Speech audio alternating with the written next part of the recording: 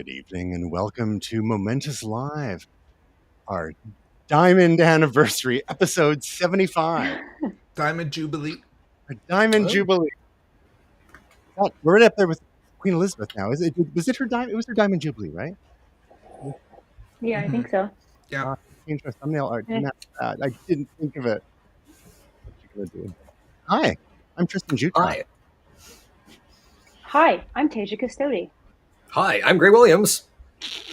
Yo, I'm William Silver. Oh, one of these kids is doing his own thing. Remember that app, And Yo? you can find out Oh, more. yo. Oh, yeah. I used to bug a friend of the show, Tim, all the time. I used to just yo him all the time. Yo is the best social app ever. Very simple. You can find out more about us at momentous.tv, twitter.com/momentous.tv, facebook.com/momentous.tv, instagram.com/momentous.tv, and on YouTube. Search my name and find the Momentous playlists there. So, got a little bit of follow-up for us here. In the last year or so, maybe, I don't know, what is time? We've been talking about a number of generative artistic technologies such as DALL-E, DALL-E 2, DALL-E Mini, which is now known as Crayon, with an eye in the middle of it.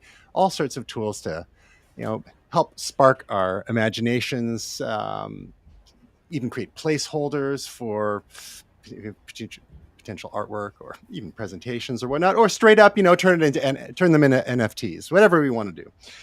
And some of these projects have had certain restrictions put on them to help discourage the production of deep fakes.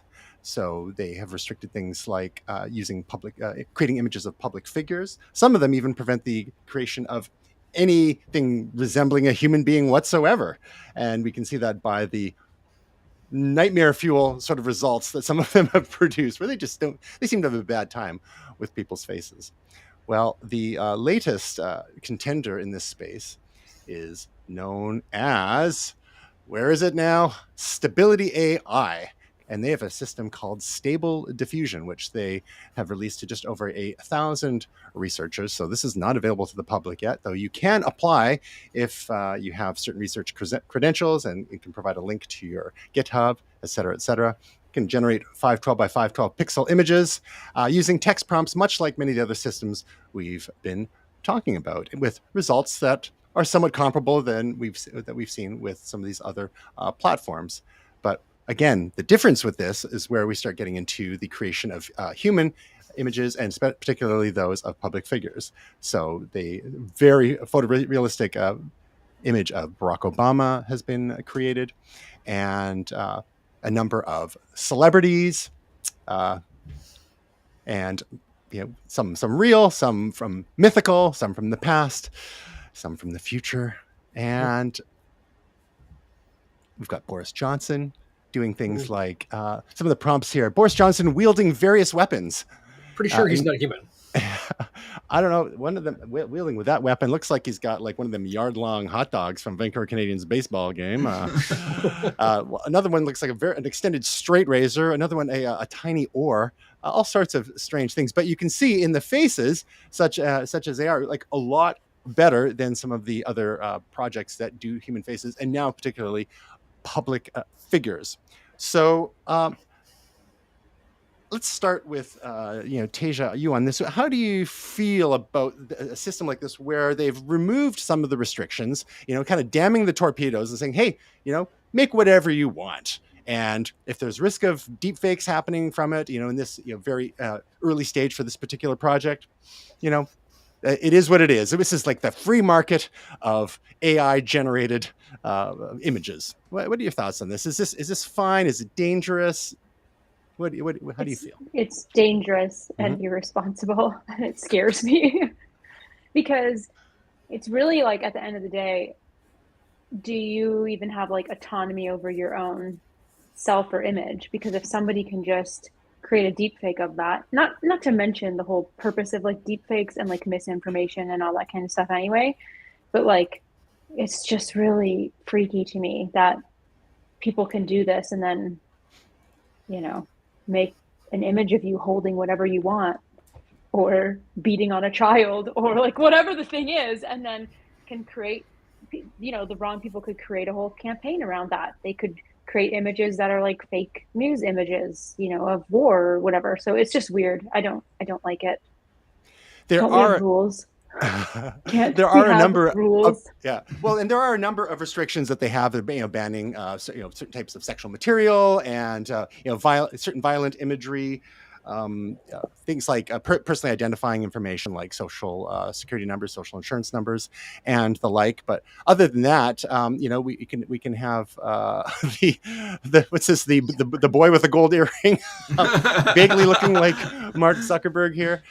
And it's still having trouble with certain things like these. The one of the prompts it was given was a very sexy woman with black hair, pale skin, in bikini, wet hair, sitting on the beach. And it seems to think that women in some cases have like 3 legs, for example. Maybe that makes a very sexy woman in an alternate universe. Sometimes they only have 1 leg. Maybe it's a mer lady. So they're still working on some of the details there. Will, what do you think about this? Do you share Tasia's concerns, or are you more like, we'll let it rip? Yeah, I mean, I think there's some cause for being careful about not unleashing the Kraken. I mean, I've been playing around, especially with Midjourney, a bit. I think I mentioned before the show, and I mean, it does not do people very well. It mixed results.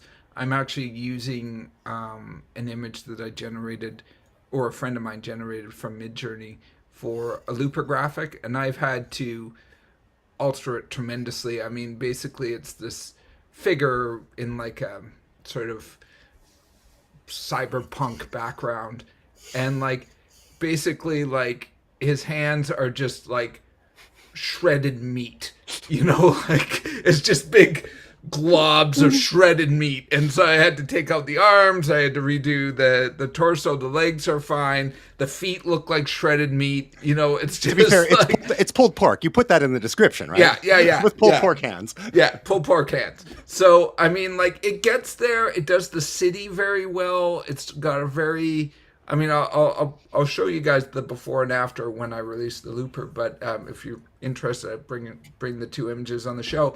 But what I did to tweak it and what it spat out, I would not use what was spat out directly out of Midjourney because it just wasn't 100%. But as we talked about, it was a good starting place. It generated some ideas.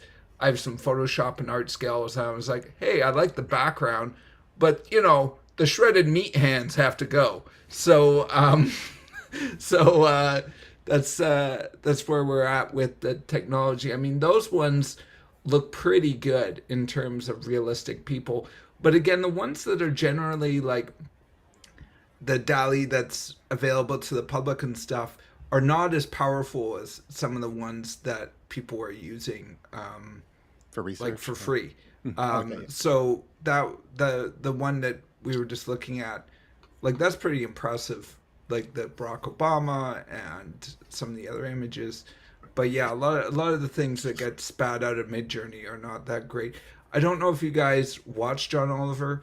John Oliver had a whole thing on Midjourney this weekend, and some guy who was high as a kite put in like hundreds of prompts about John Oliver, and some of them very specific. And there's a whole series on John Oliver and a cabbage. So if you're at all interested in any of these AI programs, it is funny to see what people put in. So I highly recommend checking out John Oliver this week, or past week. But so I'm kind of going on about this, but they're cool, but I think we're a long way from them being perfect. Final word goes to you, Gray. I know in the past we've discussed using tools like this to help seed various types of art projects, not necessarily replacing artists. And there's all sorts of purposes for this. What do you think about this wide open? I mean, relatively wide open compared to some of the other projects that we're talking about here. Where do you land on the concern scale? I'm mostly concerned for the company because this opens them up to the idea of liability. If a deepfake is created, if it does cause damage to someone's reputation, they could be in a lot of legal trouble. So, I mean, right now, currently, I think these images are limited to 512 Pretty low pixels res, yeah. square. So, not so much of an issue. I think one of the things that probably they will implement will be some sort of marking system so that we know that it's a generated image and not a real image. That would probably shield them from some liability. Other than that, it's fascinating right now because we're kind of going to two very interesting destinations here. One, we're teaching machines about what we see and how we identify it and what aesthetics mean to us, which as we're trying to get machines to eventually get to the point where they have empathy so they don't kill us all, I think is a valuable thing.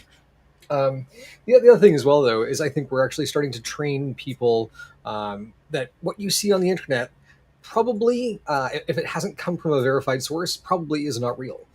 And so, actually going and making sure that the things that you are seeing are real. I think we're certainly farther along than we were in 2015. So this is, part of what I like to think is an upward trend. In a related ish sort of story, there is the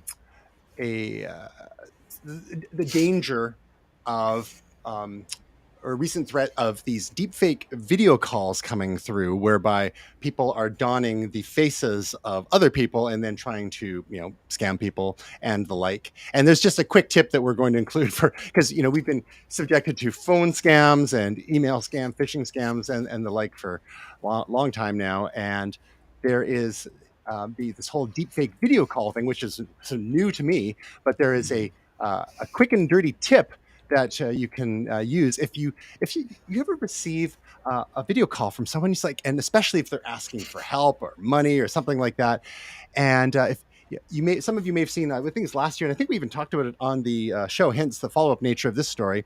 There is the one organization called Metaphysic.ai who worked with this fellow who's a bit of a Tom Cruise lookalike, and they use deepfake technology to make him look even more like Tom Cruise, and with remarkable results because he was a pretty good impersonator as well. So the one trick you can use if you're suspicious about a call, and maybe start doing this with your regular friends nowadays when you're on video calls with them, to say, before we get any further in this intimate conversation, can I please ask you to turn your head to one side? This is known as the Zoolander maneuver. Are you an ambi-turner? Right. I can't turn left. If they turn to one side and things look all kinds of wrong, could very well be a deep fake. And some of the examples they showed with a given model: Sylvester Stallone, Ryan Reynolds, Nicolas Cage, Keanu Reeves, Elon Musk, Jim Carrey, Vin Diesel, Tom Cruise, and Alexandra Daddario. They look amazing dead on. And in these calls, with this real-time deepfake technology, a lot of people could be fooled that they're speaking to the actual person. But get them to turn aside, and then it just gets all blurry because there's just not enough data points at the side of the head there to accurately map the target face's face onto your model's face. So just a little pro tip for any of you out there. And quick to the group. Have any of you ever received any sort of email, call, or video call from someone claiming to be someone there, a loved one of yours, and asking for help? Because I've got a couple just in the last few weeks. Really? Some people, not myself personally, but people I know. Anyone here? Really? No. Not anyone that I know, but I have been getting a lot of like, is this so-and-so's number? No, it's not. Oh, yeah. Oh, hey, well, I'm here. Yeah. And it's like, those are really ramped up. I got one today saying, hey, Emma, it's Olivia. They were looking for Olivia on my number too. Crazy. So funny. And they're just trying to get you into conversations, and next thing you know, you've bought them $500 in iTunes gift cards to help put their kid through college. Joke's on them. I can't converse to save my life. So just in one friend of a friend, or the parents of a friend actually, received a call from what they thought was their grandson, saying that he was in an accident, and there was a woman that had been injured. A pregnant woman was injured in the accident, so like raising all sorts of alarms and urgency and danger. And then very quickly off the phone, some other person took over and said, like, I don't know if they claimed to be from like the police or something like that, saying, yeah, he's in big trouble, blah blah blah. If you got to post bail, et cetera, et cetera. And luckily, the folks who received the phone calls like, wait a second, this smells like a rat, because they had been educated by some other family members about this potential sort of danger. But this brings it up another. It's one thing, if you only have a few seconds of on the phone, and when someone's in distress, maybe it can kind of sound like someone but when you're talking to someone in a video call and you see their face, I mean, you've got to be a pretty high value target for someone to go through all this effort. But, as these technologies get cheaper and cheaper, it could happen to you, right? So, yeah, just get them to turn sideways. Who said that we didn't have valuable tips here on Momentous? Right. All right.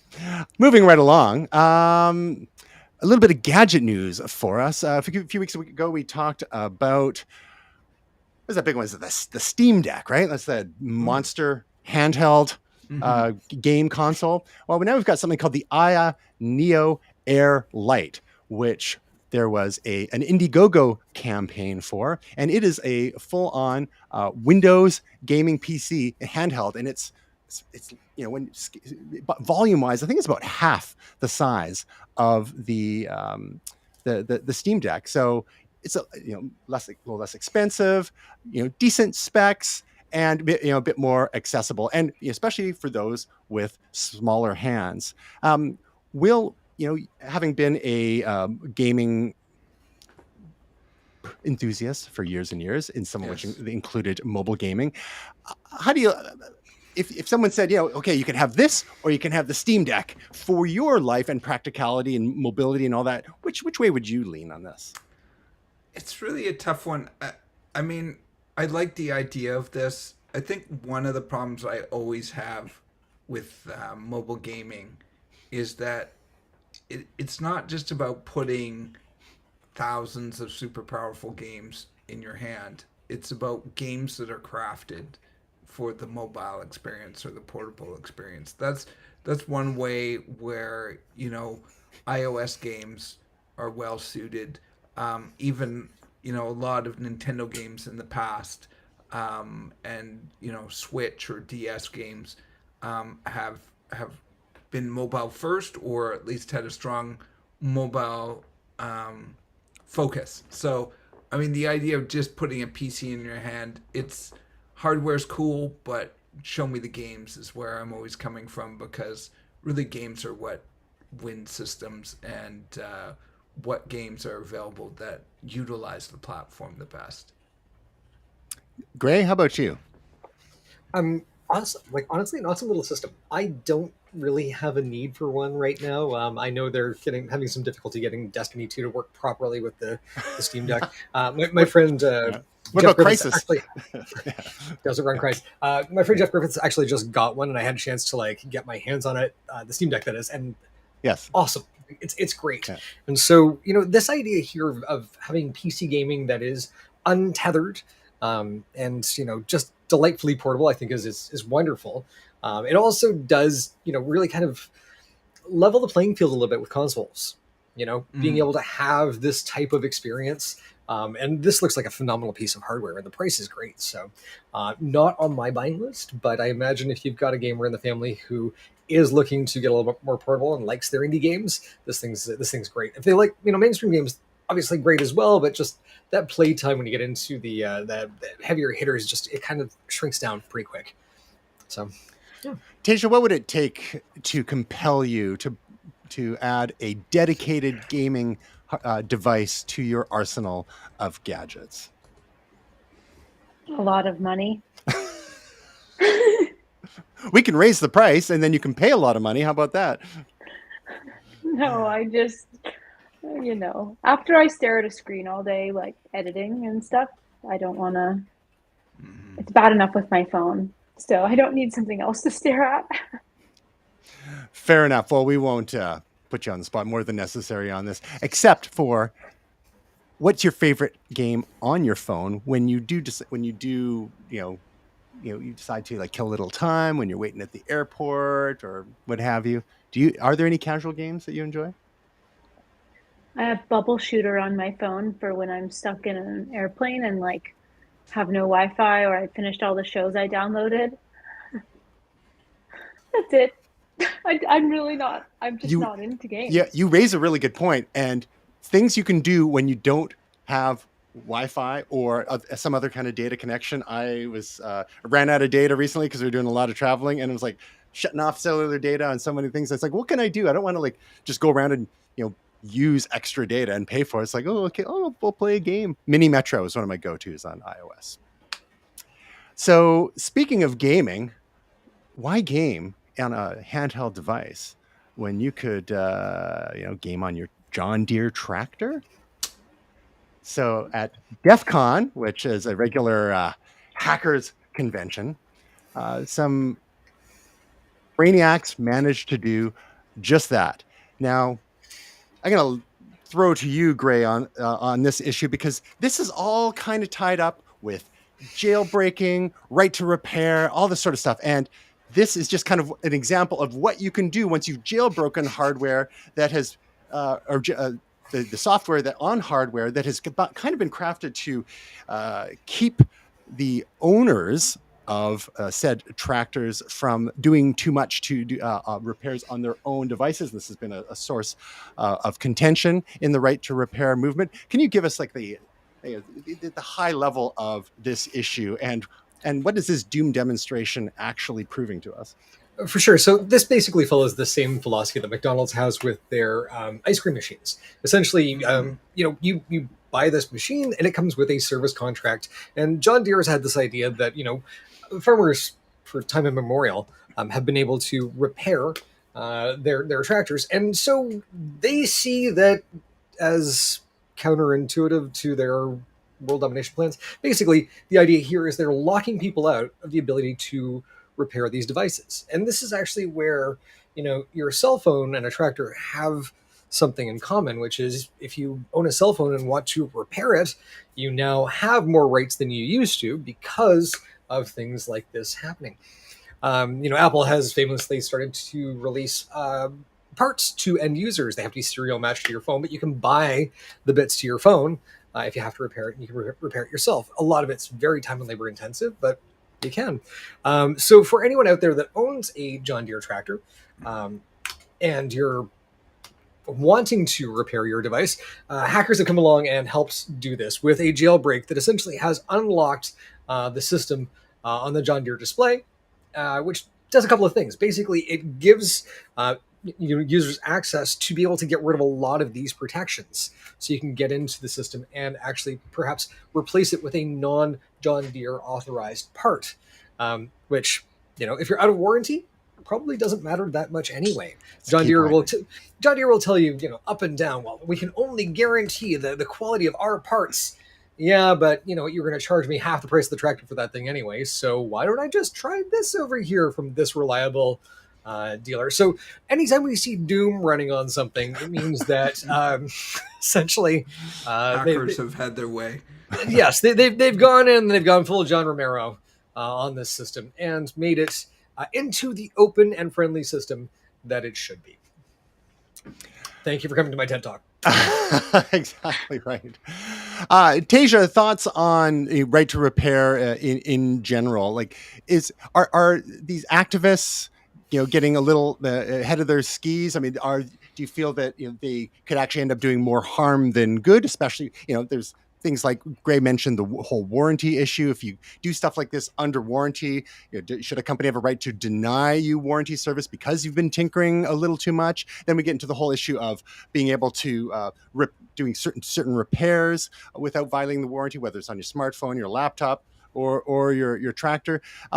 Do these folks have a point, or are these corporations kind of do you think they're well within their rights to try to protect their consumers? Because there have been cases in the past, say you're using like non OEM batteries on something, and they could be cheap knockoffs, and then you could end up with a fire, and you don't want that reflecting bad on the company, and so on and so forth. So where do you land on this issue?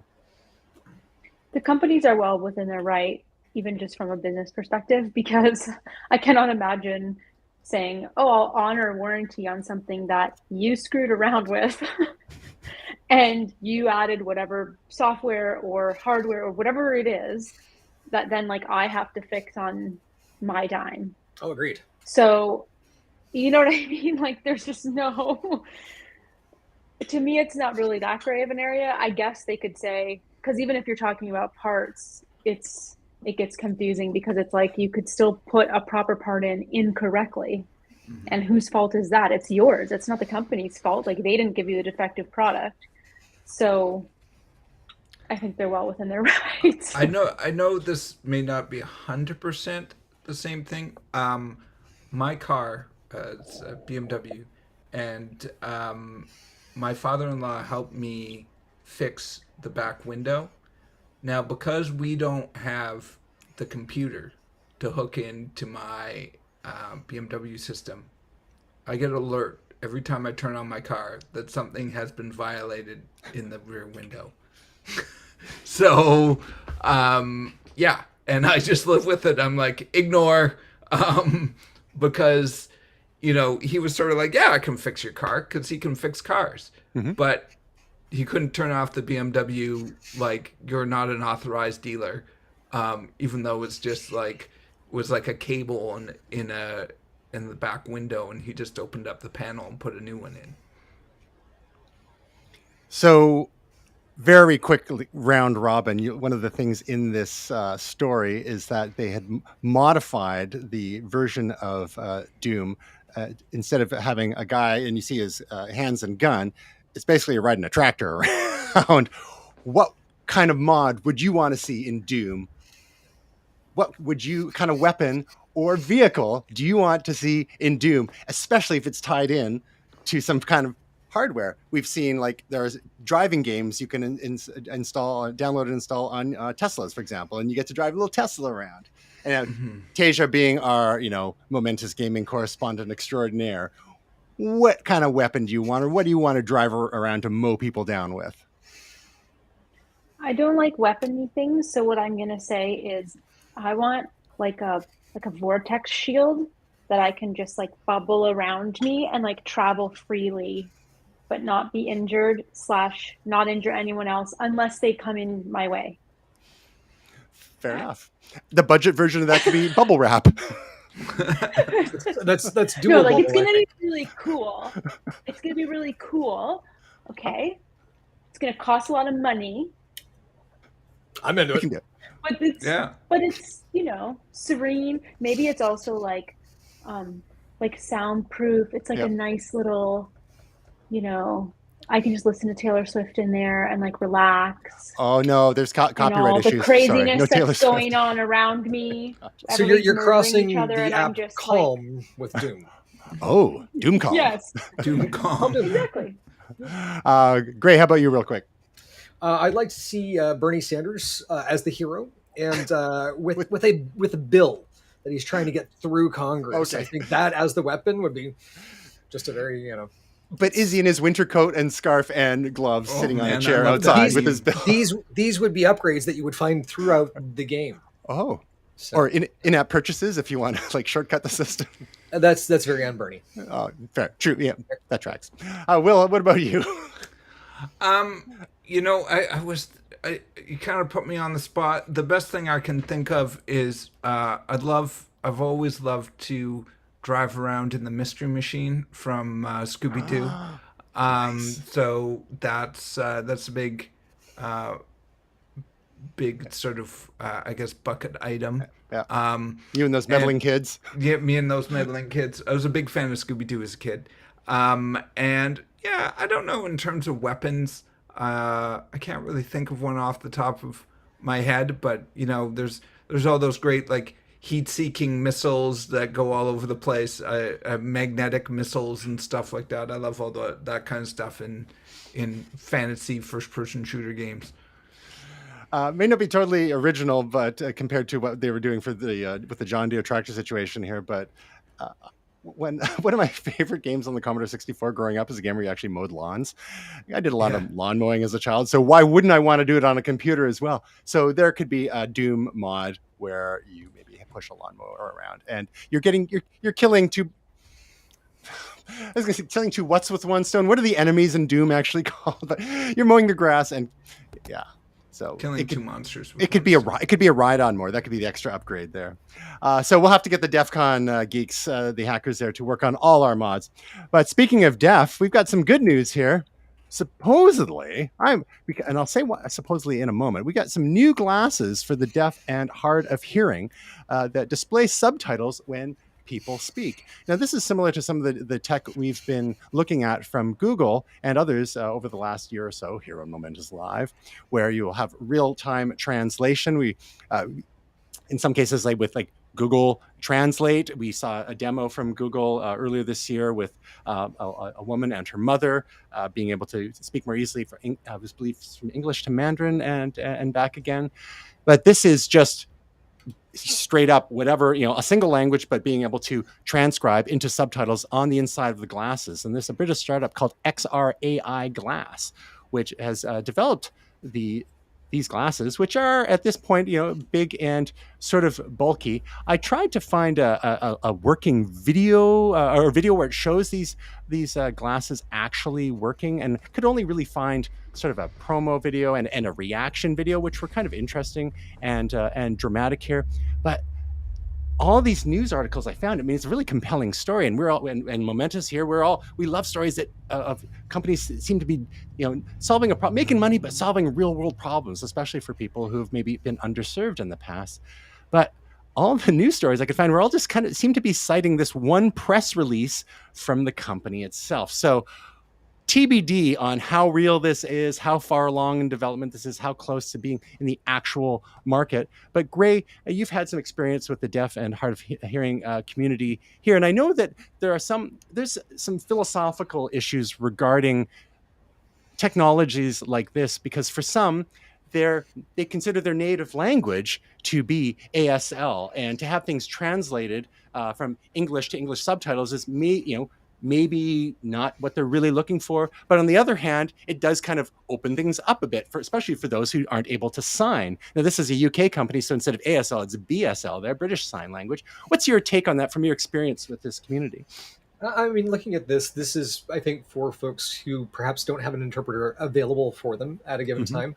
It's the writing was kind of on the wall with technology like this. Google actually showed this, years ago. And we've started to see, generated subtitles show up in just about everything. So this is not, a deaf person who is looking to have themselves be understood. Here, they're looking to understand other people.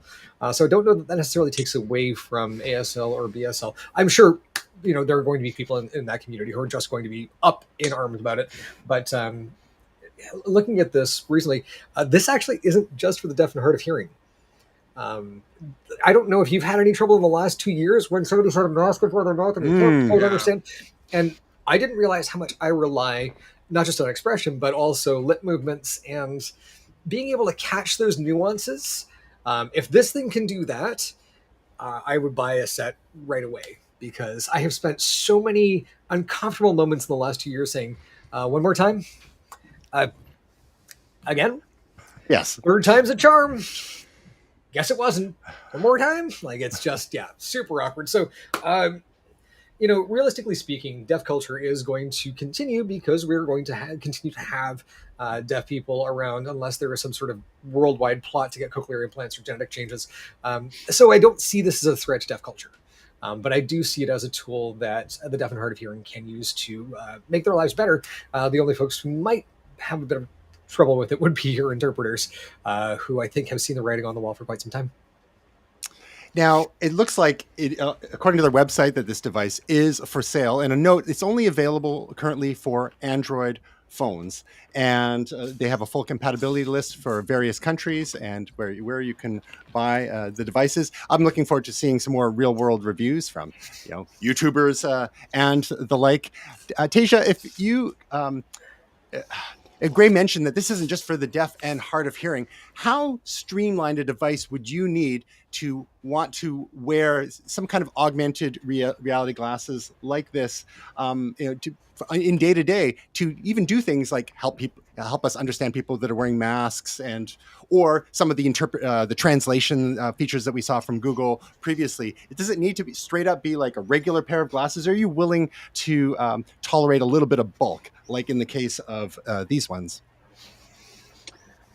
I think they have to look like cool sunglasses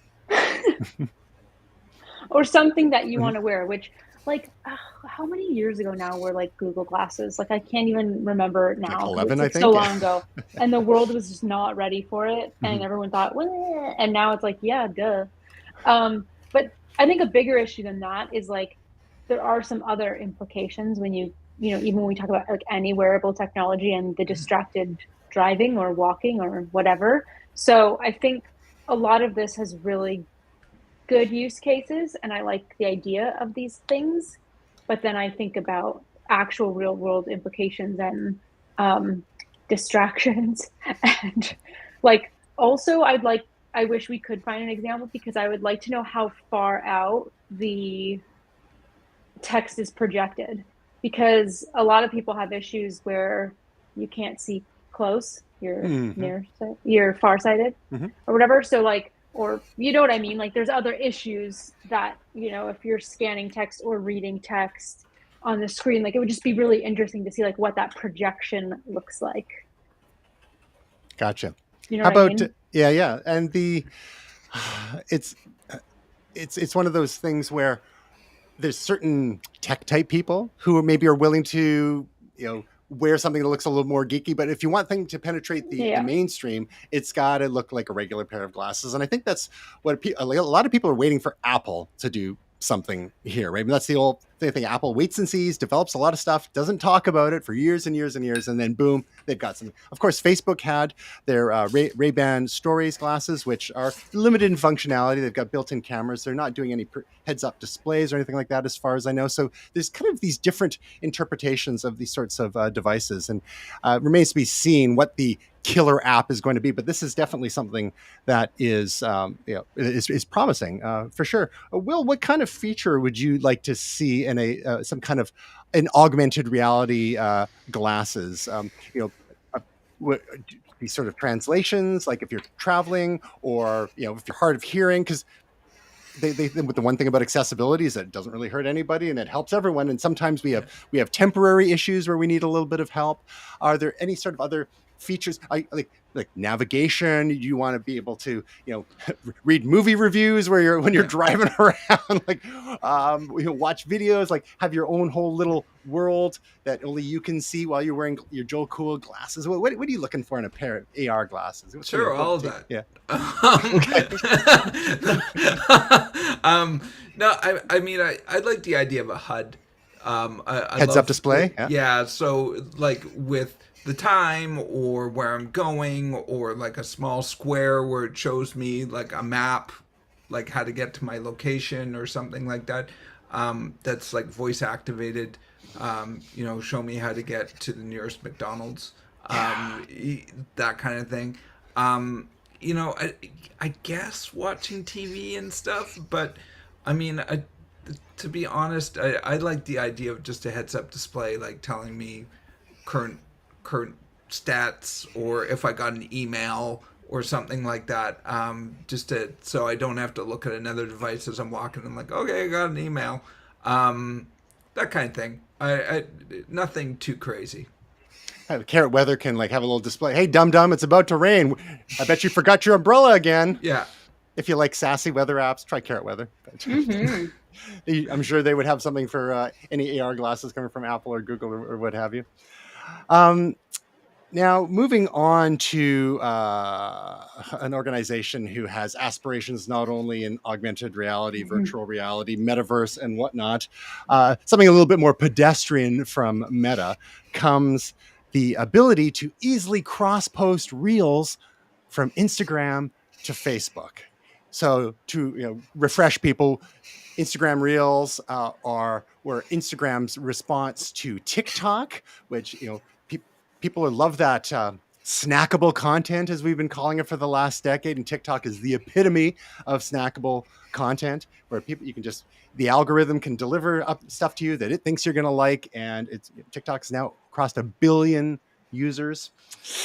Now, Tasia, being someone who is pretty active on social media for yourself personally, but also for your various aspects of your business, and a user of Instagram and Facebook, among other platforms, when you see news like this, is this something? Do you prefer to do you want to be able to easily share from one platform to another, or do you like to natively post on each platform? And what do you think of this whole trend to have everything be more like TikTok? I think it depends on the platform in terms of like how I share the content. This makes sense because obviously Meta owns Instagram and Facebook. So it makes sense to make it easy to just do that for people, like share their reels to Facebook. I think that Facebook is struggling. And so this is just like another way for them to try to capitalize on the short form vertical video content, because like Facebook stories aren't going anywhere. Like everything they're trying in terms of vertical isn't working, because that's just not how people use that platform. So they'll probably get more traction in this because it's so easy now to do that cross-platform share. But I mean, they're just not TikTok. And I think we talked a little bit about this last week. Like, you don't have to be all things to all people. Like, just stop it. Just vertical short form content doesn't work everywhere. And like, I think I was, telling you guys about like my loathe of shorts on YouTube. And it's just like, you don't have to be doing this. You're already a huge giant. You're superior at what you do. Do more of that. So it's just kind of infuriating that everybody wants to be this thing that is like, but will TikTok be around forever? No, none of this stuff will. So it's like, why are you trying to chase that? Innovate where you're at, I don't think that answered your question at all. I'm going on a tangent. But... That's quite all right. And there's a lot of feelings about this kind of stuff, as we've discussed in the past. All platforms trying to be all things to all people. I have to confess that I've been deliberately avoiding a lot of short form video content, and most of what I see is what Will tends to send me on my direct message on Instagram. Sorry. You're my personal curator. It's great. Like, you do the work for me. It's like, okay, I'll see someone with a cat or a DJ or a cat DJ, whatever. It's all good. Gray, what's your relationship with short form video content, and where, if you consume any of it, where do you prefer to consume it? Mostly on YouTube. YouTube's system is actually terrible because it will just play the video over and over in a loop. And if you ever are doing something and I kind of get into the flicking through. Oh, that's interesting. When they're teaching you new ways to use tools, and there's some like bite-sized bits of philosophy that come out. And then, you see the video about the guy who used to be a loss prevention person and his petty way of dealing with shoplifters. And you're like, there's really no consistency to this. And it can't be from my viewing habits, because some of this stuff is just like, what? And you can actually just go into shorts, and that will actually progress normally.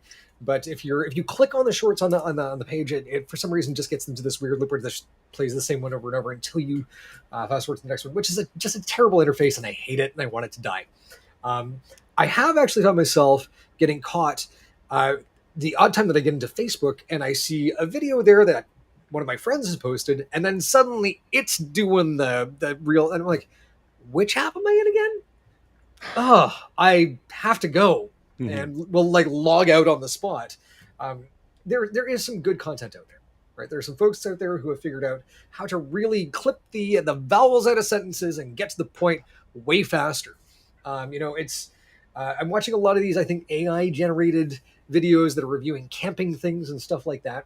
And the trite, contrived way that AI writes is terrible. So anything that will get me out of that is better. So I can see the value in shorts there. Is just shut the machines up sooner. But really, it's such a mixed bag. Like, more so than longer form video. Maybe that's it. Maybe I'm curating my own longer form experience, where with shorts I don't have the time. Yep. But I won't say it's a bad expression of human creativity. It's just not the one I'm hoping we pursue. In other meta news, a few weeks ago, we didn't get a chance to really dig into the issue here on Momentous Live, but in a call, a company-wide call, Mark Zuckerberg claimed that Apple and Meta are in a deep philosophical competition, and it was with respect to the future of the metaverse. Whereas he's claiming that Facebook is wanting to do things in a very open and transparent way, and whatever Apple's got planned, it's going to be yet another walled garden. We're not going to get too much into that issue today, but I just wanted to use that as a jumping off point for the the whole idea of philosophy, company philosophies and principles, and how they may change over time or evolve to fit a given situation. Because one of the other news stories that has emerged in the last few days has to do with one of the executives at Apple who reports to Eddie Q, who's essentially in charge of services at Apple. He reports directly to CEO Tim Cook, and one of the key drivers for of Apple's services business in the next few years is going to be the increase of advertising revenue. And of course, this is a lot of which Mark Zuckerberg has been railing against in the last year or so, since Apple clamped down on cross-app tracking. They have this thing called ATT. The letters, the abbreviation escapes me at the moment, but it really... App tracking transparency. App tracking transparency, exactly. So they insisted that apps had to ask for your permission to track you across other apps, websites, and the like. And that really makes ad targeting a lot trickier. Well, now the skeptics are coming out and saying, well, Apple wants to do more and more of this advertising. Are they just simply trying to lock out competitors as they continue to resurrect something that they had in the past called iAds? And now they're getting back into it. And now they're making it very difficult for the competitors, but they've got all this first party customer information. So now they can use that to target their own customers. And so we've seen promoted listings in the app stores, for example, on iOS. But now we're also starting to see ads in places like the Stocks app, and just for unrelated products, or like, you want to get a mortgage, that's showing up in the Apple News app. So, Will, I want to start with you on this. How does it make, in what kind of way does it rub you? Let's put it that way, to be super awkward.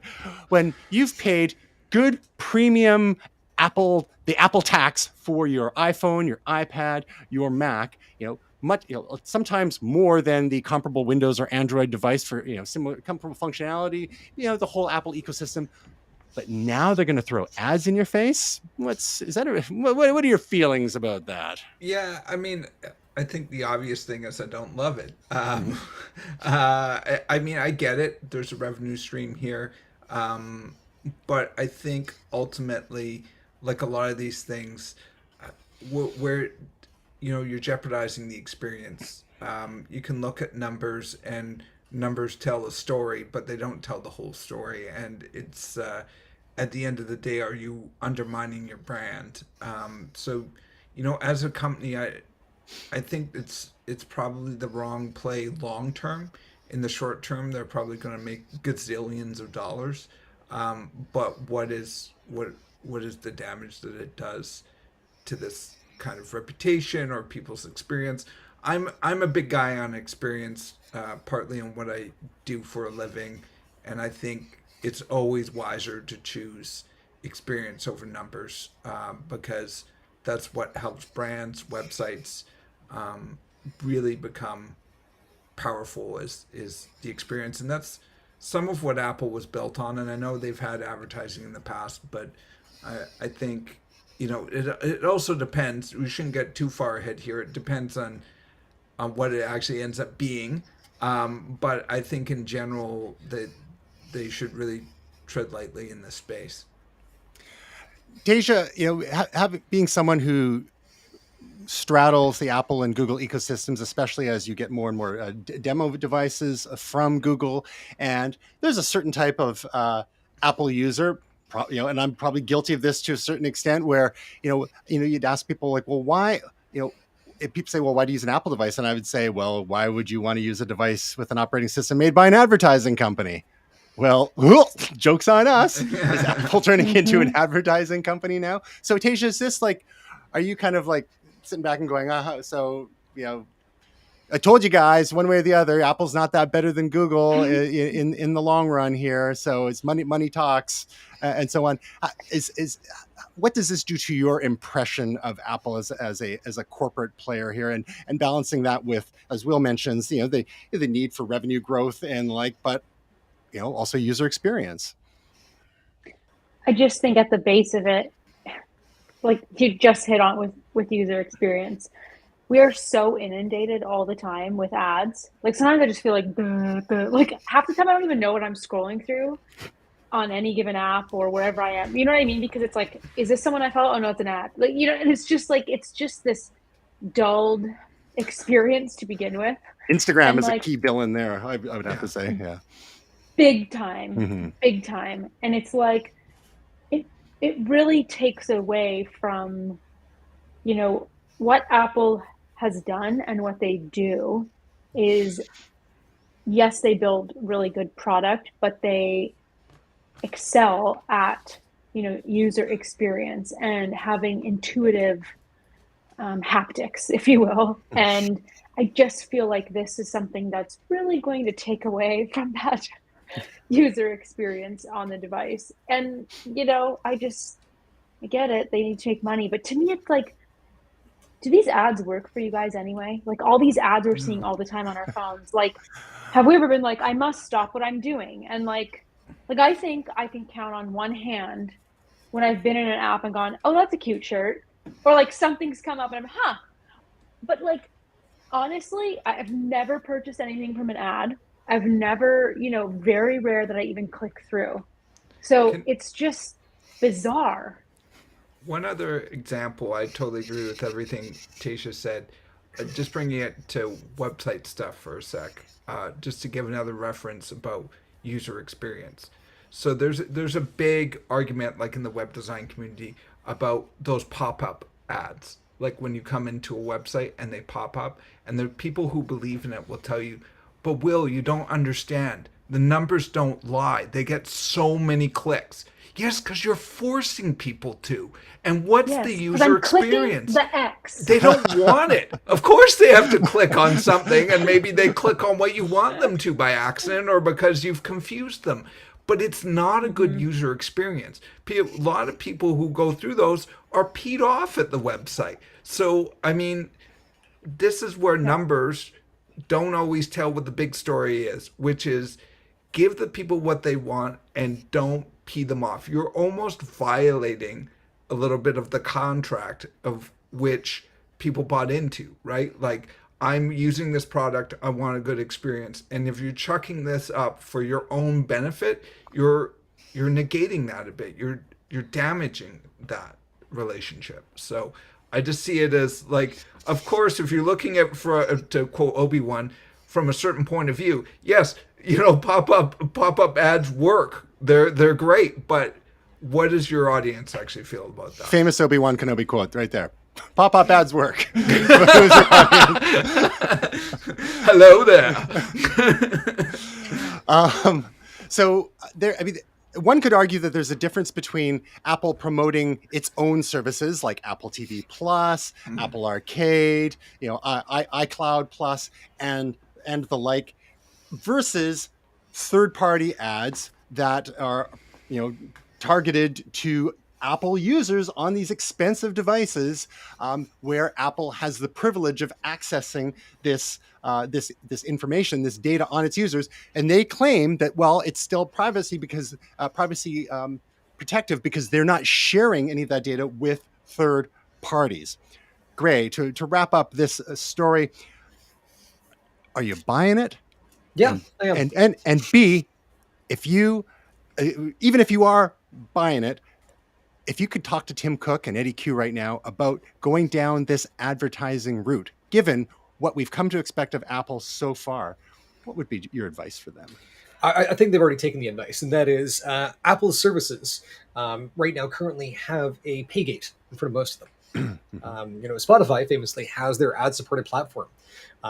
Looking at Apple News, looking at Apple Arcade, and all of these services, Apple TV, that they want people to use, but perhaps it might be challenging for people to get into these services without actually sampling them first. It makes a whole lot of sense to have an ad-supported network. And Apple didn't ever say that they weren't going to have ads. They said quite clearly, we have an ad network. What we are going to do is we're going to promise you a few things. And one of those is that we are going to not share your data with anyone else. That's what app tracking transparency is all about. They're leveling the playing field that everyone else has to play on the same playing field that they do. If you want to gather your own data, gather your own data. That's what Apple's doing. I like ads. I work in marketing. Ads work on me. You're part of the problem. The truth comes out. So, and this is the thing. I'm part of the problem. What an interesting way of saying people make things and they want other people to enjoy these things. And so we have a system where we exchange currency for goods and services. And it's vilified by everybody from Adweek to Adbusters right on down to us. It's like, no, but I like stuff and I like doing things.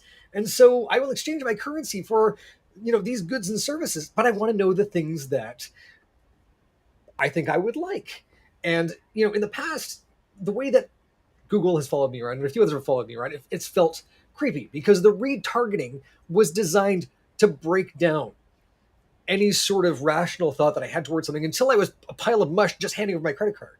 I think this is actually where Apple is probably going to do it differently. And that's what I've seen from their ads so far. They don't seem to be invasive. They don't seem to be retargeting me. And if they are, they're doing it in a way that doesn't feel like they're just lurking around the corner. So looking at this, you can call me an Apple apologist. I'm not apologizing for them. I think this is what they're doing. I don't think there's a problem with it. Mm-hmm. If you have a problem with it, if the folks out there have a problem with it, if you don't like buying things, revolution is probably the best way to do it. Well, as someone that was an early user of a VCR as a proto PVR and recording virtually everything I watched, time shifting it and fast forwarding through advertising, I prefer pull rather than push when it comes to advertising. I am this close to, I think, Gray, you subscribe to YouTube Premium, don't you, to avoid YouTube? Yeah. And I'm this close to doing it because I'm so sick of freaking YouTube ads. My family plan. Yeah, that's quite all right. Thank you. And so with this whole situation here, I kind of feel like Apple is, again, like to what Will was saying, breaking the contract a little bit. If I would look at it a little bit differently if they said, hey, you know what, you'll get a discount on this phone, kind of like what Amazon does with the Kindle. Hey, you want to save $30? You're going to have an ad on the lock screen of your device. But no, this is like premium devices that people are paying hundreds, if not thousands of dollars for. And now Apple's deciding to push ads into our faces uninvited. I'm okay with the first party stuff because, they, like you said, they want to get the word out about Apple TV Plus and some of their other services, which they're working hard to make good experiences for people. I don't want to see ads for mortgages. I don't want to see ads for jewelry, any of that crap. If you're going to put, if you want to show that to some people, make it so the device is cheaper, a service is cheaper, or what have you. Just like Hulu does, just like Disney Plus is thinking of doing, just like Netflix is thinking of doing. You offer people some of discount to push ads in their faces. But when people are paying premium Apple tax dollars, I think it's a little bit of a slap in the face, personally. Not that I have any opinions on this, but I do like being slapped in the face, though. So, so maybe one more time. Exactly. So maybe it's time for us to run to the warm embrace of the Google ecosystem, as represented by their flag bearer Samsung, who sells the lion's share of Android devices out there. We won't spend too much time. Just a quick overview of the Samsung Unpacked 2022 event that happened late last week. It's been covered to death in the media. I just heard an animal. What was that? What, you've never thrown up in your trash can before? Oh, Grace throwing up. I didn't see you, and I thought, What's going on? I thought it was solo or something. Anyhow, so some of the very quickly we saw a Galaxy Z Flip 4, which is an update to one of their foldables, the kind of portrait style foldable. We saw Galaxy Z Fold, which is more of the foldable that goes the other way, almost like a wallet style. The Galaxy 5 smartwatches, which apparently are featuring larger batteries, and Galaxy Buds 2 Pro, which apparently more expensive but new design and support hi-fi audio, which is nice to see. And we didn't really talk so much about phones in this other phones in this event. So Z Flip 4 and the Z Fold 4, again, they're just iterating on these designs. We're still waiting to see what Microsoft has in store for their latest version of their troubled foldable device. But Samsung still, just like we all laughed at the Note, the phablet, Samsung still, hacking away at this foldable thing. I've yet to see a Samsung foldable in the wild myself. But real quick round robin, starting with you, Tasia. If you had to choose one of these Samsung devices, which is the one here that's speaking to you? You know how I feel about these quote unquote foldables. Call it a foldable all you want. I grew up in the flip phone era, okay, and I know one when I see one. It's like you could market it different, and you put it in different packaging, it's the same thing, okay? Come up with something new. I don't want any of it. Oh.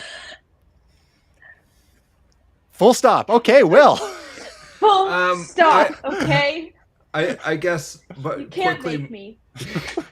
The only thing I would be vaguely interested in would be a foldable phone, just because my wife has wanted one for a while. So I don't personally want one, but I know she is. She loves flip phones, but she wants those old Nokias, like the Razors from like 20 years ago or whatever it was. Oh, the Motorola Razr, yeah. And Motorola actually did a new version of that, which apparently was terrible. But and she looked into that one as well. That was the phone. Yes. Do you remember that? For so long. What a time to be alive. Yeah. It was the phone. The V720 was also quite popular around the same time and paid more commission. Oh. On the floor at Best Buy. Future Shop. Future Shop. Yeah, there we go. Gray, of these, despite the nauseating nature of the content, which of these admittedly iterative releases from Samsung as featured on Unpack has catches your eye more than the others? Probably the Galaxy Buds, because I think if you plant them, do you get more buds out of it? If you could you actually could you nip Samsung in the bud then? I couldn't. Maybe the flip. I bought the Star Trek Fluevog boots. They showed up this week. They're great. So I'm working on the rest of my cosplay, and that could kind of like go with it. Yeah, you could go Zahura. Yeah, exactly. Perfect. Just dead ringer. We won't make any comment about the how okay it is to have colored makeup. That's as far as we'll go. It's and R.I.P. Michelle Nichols. We lost her. Oh yeah. Sad. All right, so let's. We're getting to our final lap here, a little belatedly, but we're almost done. We got some picks of the week, starting with Tasia. What is I'm really going to bring the mood down, y'all. There's a crisis. You said there was going to be a downer. Let's hear your downer. Guys, I live in Arizona and we are in a water crisis, just as an FY to the eye, okay? And people are not sounding the alarm. We have been in a drought for like 23 years, and it's like people need to wake up. So what just happened today was kind of like a deadline from the federal government to give us like everybody's ordinances. So like all the states that rely on like the Colorado River, which Arizona is one. Anyway, the long story short is Arizona has to cut their water by 21%, probably more. And it's kind of a bunch of bull, because if you look at like what Arizona's water conservation efforts are, they're incredible. Like, oh my God, we could do episode on episode on just like what Arizona does for water conservation and everything they have in place and how much water we already have in storage, etc. But Well, like I think we only, sorry, go ahead. I was going to say they assigned water rights from this river that had Yes. more water than the river carries. Yep. So that's And- exactly it. And if you didn't use your on water, that. you lost your water rights. It's a just insane system Yes. from the Yeah. 19th century. Yes. Yeah. Yes. And so that's really going back to part of the root of the problem. And that's a huge aspect of it, is when they did this, none of these states had the population that it was. They didn't foresee the amount of water usage that anyone would have. So they didn't allocate it properly to begin with. But anyhow, I believe our state, we use, I think like 36% of our water comes from, like Colorado River that feeds into Lake Mead. Mhm. But you have like a state like Nevada, that's 100% of their water resources come from the Colorado River. I've been screaming from the rooftops. I've lived here for 8 years. I made 2 rain barrels. People thought I was nuts. I've been screaming from the rooftops that we are going to run out of water, and nobody was listening. And now it's freaking happening. So anyway, my long rant is, by the way, California doesn't have to do anything. So it's us that gets screwed. So, and I get it. California has a population like bigger than all of Canada, but come on, y'all can do something too. And those almonds don't grow but anyway, themselves, very water intensive. I stopped drinking almond milk about a year ago because it is so Terrible. extremely water intensive. Yep. It takes so much water to produce a tiny, tiny little bit of almond milk. However, the point here being that where we're all going to feel it, like if we think inflation is bad in this state, and I'm sure Nevada is going to be the same, maybe even parts of Colorado, like depending on what they're getting told, is like agriculture is what's going to happen. So like we're still going to have water in our taps. Don't freak out. Which, by the way, if that's like a byline in your story, we should all be freaking out that you have to like tell people, don't worry, you'll still have tap water. Like this is a problem. So about 72% of our water usage goes to agriculture right now in this state. So it's like, where are we going to feel that now? It's going to cost farmers more because they have less land now that they can use water for. So they can sell less product. So they're going to up the price. Guess who's going to pay that now at the store? It's extremely frustrating because we have multiple states that have an abundance of water. In fact, get a lot of flooding all the time. They can't use all that water. We have to figure out a way that we can better distribute water to states that need it. And states need to do a better job of conserving the water, because we're all acting like these are infinite renewable resources. It's like, you keep draining that river dry, it gonna be dry. I don't know what to freaking tell you. Yeah, That's my rant. It's a huge issue. It's very little to do with tech, but I'm that's annoyed. that's quite And all I'm right. freaking out. Like, it's like, why is nobody else freaking out? This is a crisis. Anyway, I'm always freaking out about everything. So it's like, that's my secret cap. I'm always angry. That's Yes. Yeah, exactly. Yes. Mine is I always worry. Yes. So, I recently learned that Las Vegas literally recycles 100% of its water. So they treat everything and they pump it back up to the dam at Yes. Lake Mead, which is so. That was a city that was built in the middle of the desert. So yeah, you got to kind of take some responsibility there. So I think there's a lot to be learned from their approach, and there's going to be, if other cities, large cities, could take follow that lead. It's going to take a lot of investment to make that happen.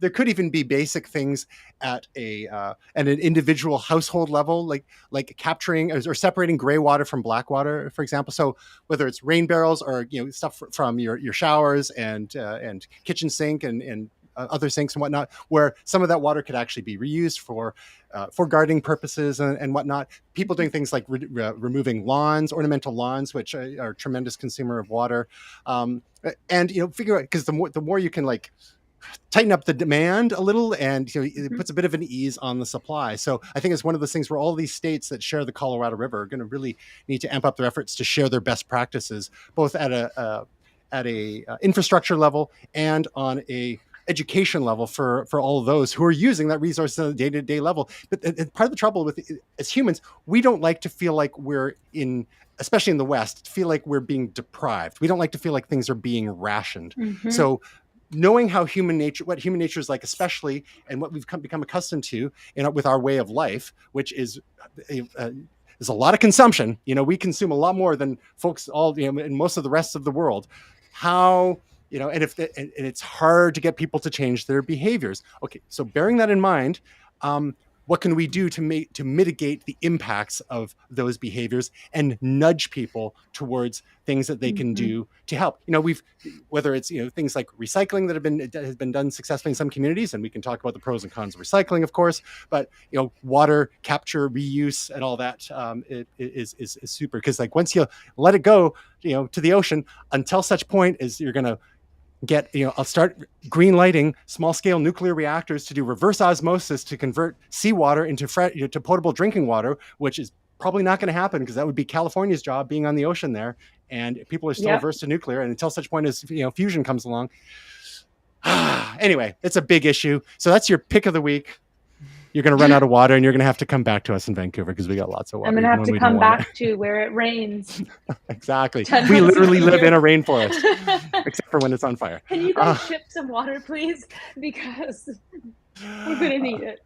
Well, Will, your pick of the week is a little less dire, a little more whimsical. What do you got for us? Yeah, hard to transition from that one. I'm not even going to try. Oh, it's hard to transition from Teja on a good day. So thank you. I may have mentioned this before. I am a huge fan of the bots of battle. I know, Teja, you have your guilty pleasures when it comes to Real Housewives and selling Los Angeles and things of that nature. I am a big fan of battle bots. Something about robots destroying each other and the engineering behind that is somehow very satisfying. I know that in the future, when our robot overlords take over, they will not look kindly on my viewing habits. But I greatly enjoy BattleBots. This is the new season where it's a bunch of champions coming together and sort of side tournaments to decide a couple other seeds. I'm really enjoying this season, as I enjoy all BattleBots. I do fast forward past the intros because they're super annoying. But otherwise, I really enjoy BattleBots. What is it that you enjoy most about BattleBots? I like the fights. I like the strategy. I like, there's weight limits and there's different weapons and engineering and materials, and something about it just scratches an itch. Maybe it's a video game thing. I don't know what it is, but teams of people who are creating these robots and coming up with different strategies and approaches and trying to defeat the other opponent. I mean, I'm a big sports fan as well, so this is a little bit of engineering meets video games meets technology meets sports. So for me, I find it super fascinating. I occasionally watch boxing or MMA on television, not as much as I used to, but much more of a soccer, hockey, basketball fan myself. But it kind of is a colliding of a bunch of my interests. So I find this somehow vaguely fascinating. Good stuff. I noticed there was some fire in there too. We got some flamethrowers. Oh, and yeah. And speaking of fire, Gray's pick is it's burning. Why don't you tell us about your pick of the week, Gray? So this actually ties in beautifully to both the previous picks. I'm going to Burning Man. And so this is kind of my project for the week as well. But the 10 Principles of Burning Man actually tie into this perfectly. Leave no trace is one of the things that we ascribe to. And so going into the Nevada desert, we're carrying all of our water in, but we're also carrying all of our gray water out with us, either through evap ponds and letting it evaporate, or actually carting it out. I had a meeting with my camp earlier this week. The cool thing as well is that there is tons of really neat, awesome art there. I'm just in the process of modifying my mountain bike so that it breathes fire. LEDs, same diff. But yeah, it's gonna be interesting. The 10 principles are great though, because these, you know, things that we have here, starting with radical inclusion, gifting, decommodification. There's nothing to buy at Burning Man outside of ice. But there's no corporate branding. If you've got branding on your stuff, people are usually expecting you to cover it up. Radical self-reliance. You got to show up with all of your things to survive in the desert for a week. Radical self-expression, communal effort, civic responsibility. All of these things tie into how we relate and how we express ourselves to each other.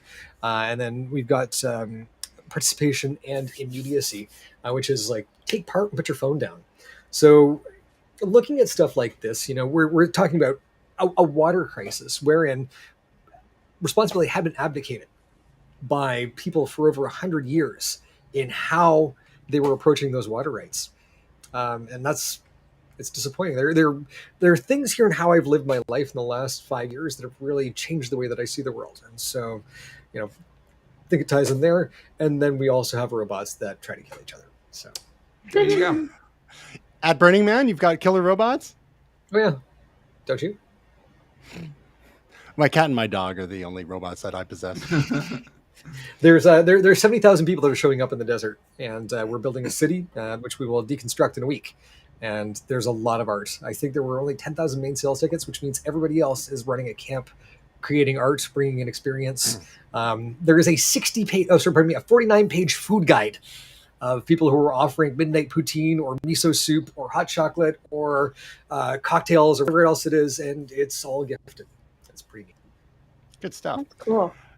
My pick of the week is a little different. Gray, you mentioned shifting perspectives. Well, I saw a movie recently that was in the theaters last year, directed by Ridley Scott. Not a perfect movie, but interesting in some respects. It's called The Last Duel, starring Adam Driver, Matt Damon, Ben Affleck, and I am terrible because the actress's name is escaping me. She's not someone that I was very familiar with.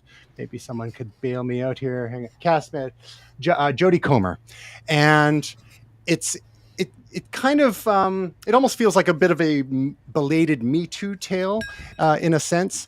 It tells the story of a sexual assault in medieval times as told from three different perspectives. One of the husband of the victim is played by Matt Damon. One perspective is that of the alleged assaulter as played by Adam Driver. And then the perspective of the victim herself as played by Jodie Comer.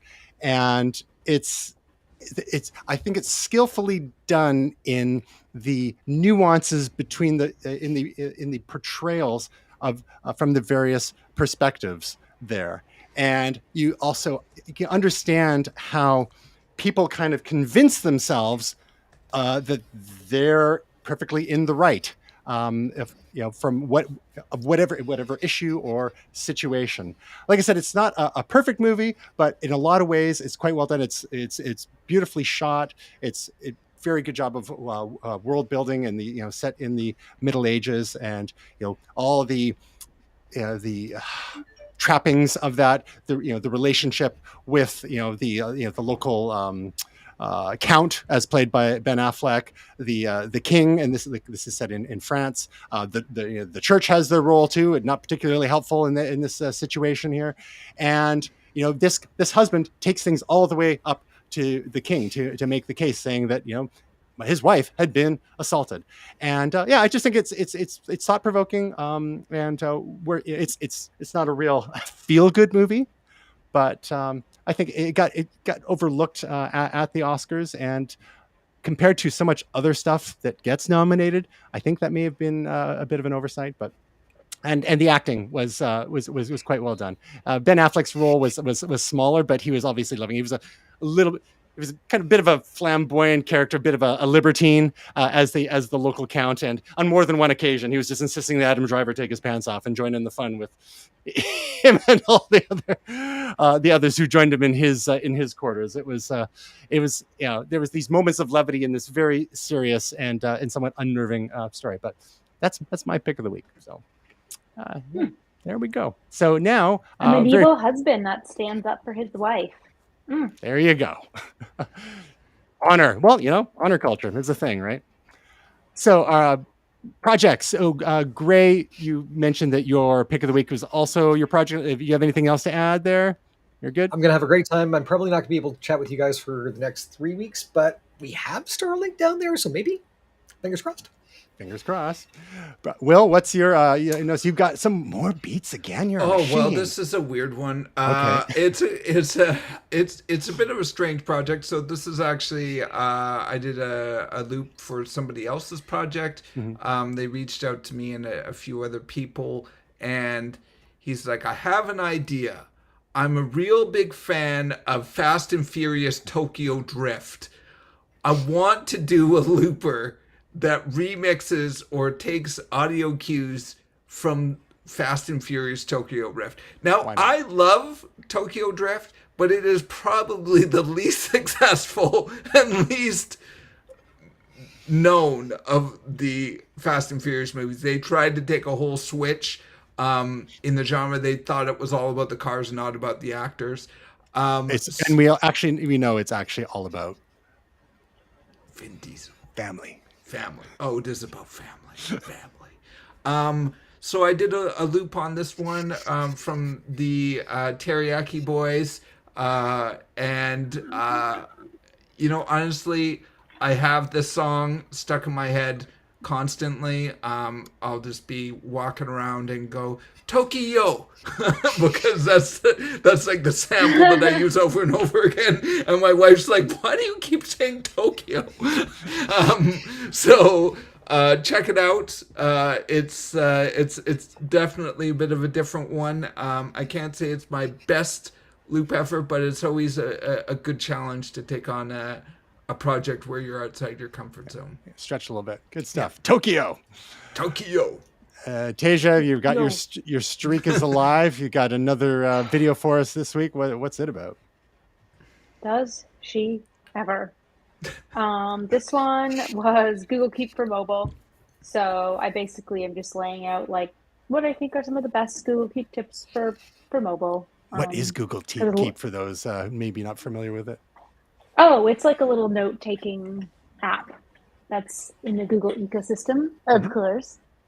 But it's I use it, but I also use Notes, so I'm kind of a mishmash. So it's like, but it's good. So there's a lot of things I like about it, like being part of the Google ecosystem, because like if I need to set a reminder, it'll automatically go to like my GCal, so stuff like that's kind of cool. But I'm not going to give away all the sauce. You're going to have to watch the video, which you can find at youtube.com/TasiaCustodian. Nice. Now, Google Keep, it works like I'm assuming through your web browser on your Android device and your iOS device? Correct. Excellent. And all of these, every single tip on this, except I think like the very last one, work across devices. So whether you're iOS or Android. And like the last tip is something that like, depending on your settings on your iOS, it kind of would do the same thing anyway, without like giving it all away. But so yeah, it works across. They are rolling out Google Keep for John Deere tractors quite soon. Nice. I want someone to mod Doom so where you can play as Larry and/or Sergey and try to take down Apple. Or you can switch over to Mark Zuckerberg if you want. Ooh. And you could shoot Apple ads on there. Whatever. We've gone, I don't know how we ended up going so long. I cut down the story so much, but it was a pleasure to be back home after being on the road last week. Gray, we're going to miss you the next few weeks, but we'll hold down the fort. Maybe we'll have some special guests. We'll see. You can find out more about Momentous, momentous.tv, facebook.com/momentous.tv, twitter.com/momentous.tv, instagram.com/momentous.tv, and on YouTube, search for my name and look for the Momentous playlist there. And be sure to like, subscribe, smash all the bells and the buttons. Don't hurt any animals in the process. Tasia, Gray, Will, thank you as always. And thank you to everyone out there. We hope your week is truly momentous.